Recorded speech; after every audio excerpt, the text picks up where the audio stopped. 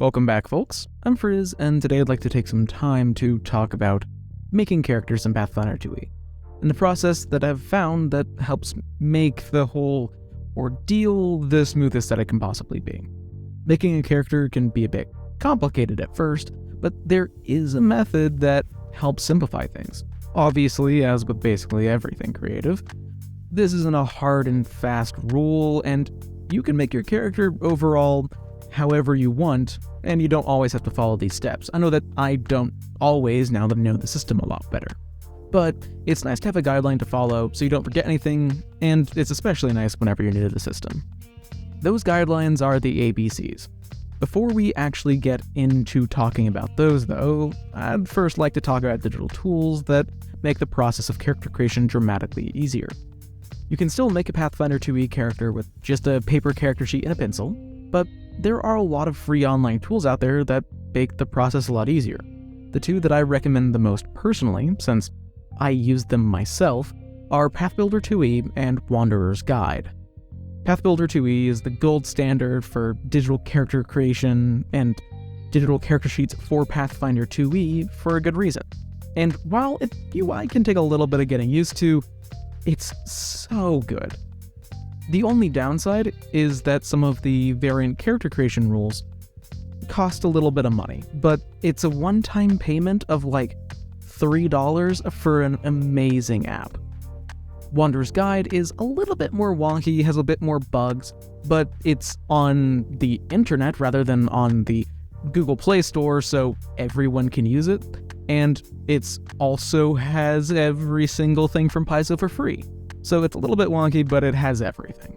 I really recommend using one of these, or any other ones that I haven't mentioned, because it'll make your life so much easier.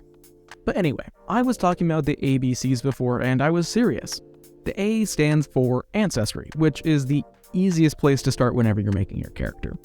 There are tons of different ancestries in Pathfinder 2e, and they all have their own heritages and effects on how you'll play the game.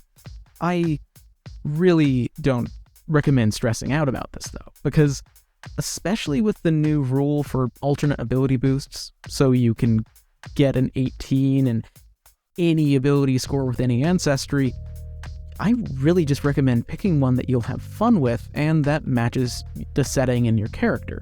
That's really the most important part. Your ancestry doesn't monumentally shape how or who your character is.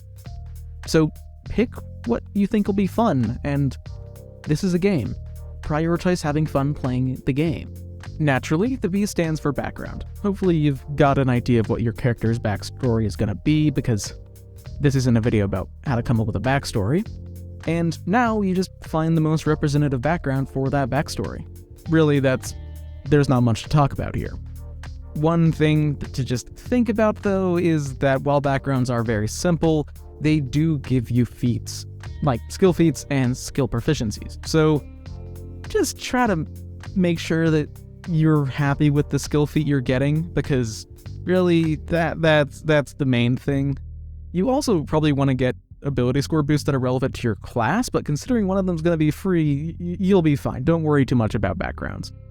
As you might have guessed, the C in ABC stands for class. This is the most important choice in overall character creation for levels 1 to 20.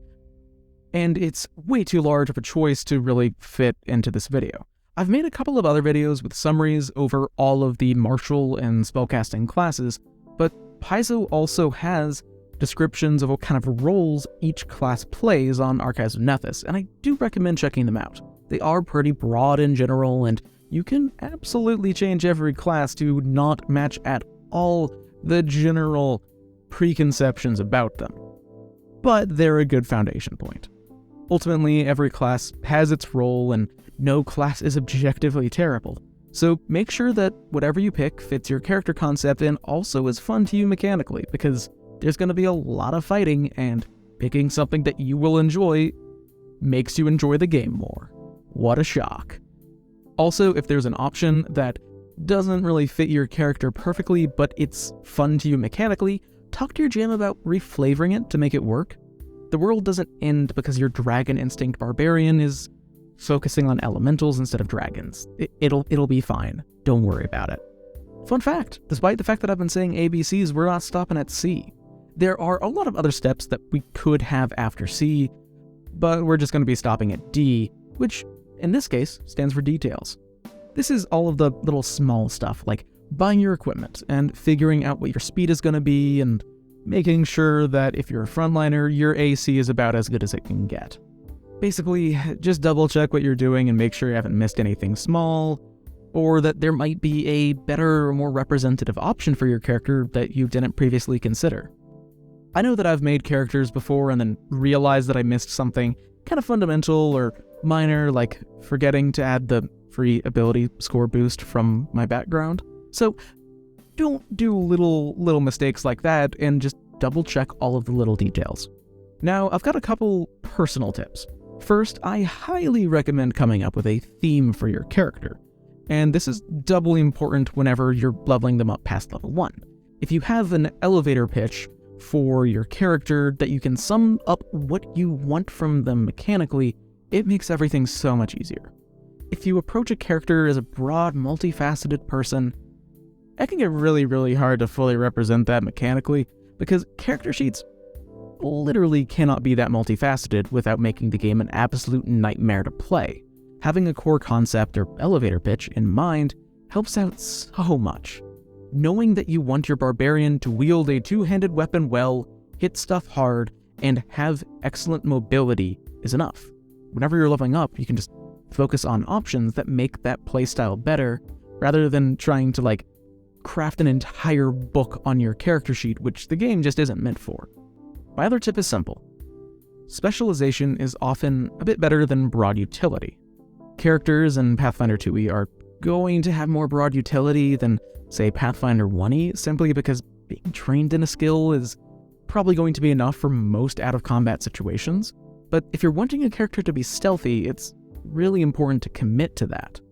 If you spread a character across 5 different skills, and you aren't a rogue, then the odds of success with all of those skills is going to suffer a lot. This also extends to your key ability score. I'd generally recommend starting with an 18 in your key ability score to basically everyone except for War Priest clerics, and I'd also recommend boosting it literally every chance you get from then on.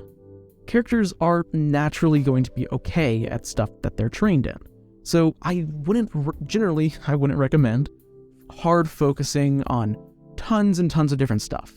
Rather, I would recommend making sure that they're going to be excellent at the stuff that's important to them as a character. So yeah, character creation can be a bit complicated, but there's a lot that you can do to make it easier. I honestly think that using a digital tool is the most significant thing outside of system mastery that makes making a character easier, but having a step-by-step process is also a big help. Making a character can often feel a bit overwhelming, especially when you're new to the system, but it is honestly hard to make a bad character in Pathfinder 2e so long as you've got a good key ability score, and you don't dump Constitution as a frontline character, or really any character, and you just make sure you got a decent AC, hopefully a good AC. Focusing on picking options that match the vision for your character and that seem fun is honestly the best way to make a character in Pathfinder 2e. Thanks for watching. Character creation is a very complicated process, but only if you're wanting to make it complicated. Do you people have any tips or questions regarding character creation? Let me know in the comments down below, and while you're down there, please consider subscribing or joining the channel as a member. Members really help me out. Small YouTube channels hardly make any money, and this channel does actually cost me money to make. But regardless, until I see you next, live a wonderful life.